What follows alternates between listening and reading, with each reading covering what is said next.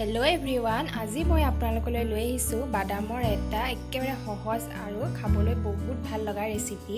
বহুতে বহুত ধৰণে বাদামৰ চাটনি বনায় মই কেনেদৰে বনাইছো জানিবৰ বাবে সম্পূৰ্ণ ভিডিওটো চাই থাকিব বলক তেনে হলে আমি ৰেচিপিটোলৈ আগবাঢ়ো এয়া কেইটামান কেঁচা বাদাম লৈছো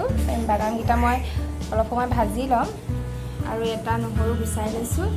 আৰু এটা মিডিয়াম সাইজৰ ভুট জলকীয়া লৈছো আপোনালোকে যিকোনো জলকীয়া ল'ব পাৰিব মই ভুট জলকীয়া লৈছো ভুট জলকীয়া দিলে টেষ্টটো খাবলৈ ভালো লাগে আৰু এটা মিডিয়াম সাইজৰ বিলাহী লৈছো এনেদৰে টুকুৰা টুকুৰকৈ কাটি লৈছো গেছত মই পেনখন বহাই লৈছো আৰু এতিয়া মই বাদাম কেইটা ইয়াতে দি দিম বাদাম কেইটা এতিয়া মিডিয়াম ফ্লেমত মই 5 পৰা 6 মিনিট সময় ভাজিম মিডিয়াম ফ্লেমত এনেদৰে লৰাই থাকিম যেতিয়া ফটফটকৈ ফুটিব তেতিয়া হৈ যাব আৰু 5 পৰা 6 মিনিট সময় এনেদৰে ভাজিব লাগিব লৰাই লৰাই বেছি ৰঙচুৱা কৰিব নালাগে তেতিয়া দেখিবলৈ বেয়া লাগিব আৰু খাবলৈ অলপ তিতা তিতা লাগিব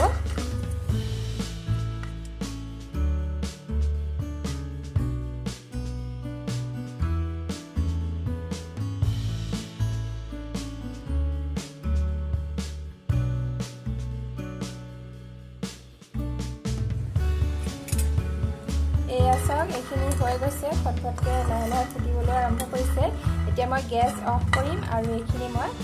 এখন প্লেট বা কাঁহীত উঠাই ল'ম এই পেনখনতে থৈ নিদিওঁ কাৰণ ইয়াতে থৈ দিলে গৰম ভাৱটো থাকিব আৰু কোলা পৰি অহাৰ চান্স থাকে এইখিনি মই এতিয়া এনেদৰে ইয়াত ঠাণ্ডা হ'বলৈ দিম এইখিনি প্ৰায় ঠাণ্ডা হৈছে এইখিনি এতিয়া মই এনেদৰে হাতে মোহাৰি বাকলিখিনি আঁতৰাই ল'ম এতিয়া ইয়াতে মই বাদামখিনি দিছোঁ আৰু বাকী যি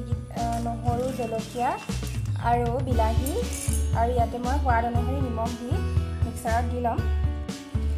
এয়া এইখিনি দি হৈ গ'ল এতিয়া মই এইখিনি মিক্সাৰত দি ল'ম এয়া চাওক ৰেডি হৈ গ'ল কিমান ধুনীয়া হৈছে চাওক কালাৰটো বহুত ধুনীয়া হয় মই কিন্তু ইয়াত কোনো ধৰণৰ তেল নিদিওঁ বহুতে বাদামৰ চাটনিত তেল ফোৰণ মাৰি দিয়ে কিন্তু মই নিদিওঁ মই এনেদৰে বনাই খাই চাবচোন এনেদৰে খাবলৈ বহুত ভাল লাগে কেতিয়াবা এনেদৰেও খাবলৈও ভাল লাগে নহয় জানো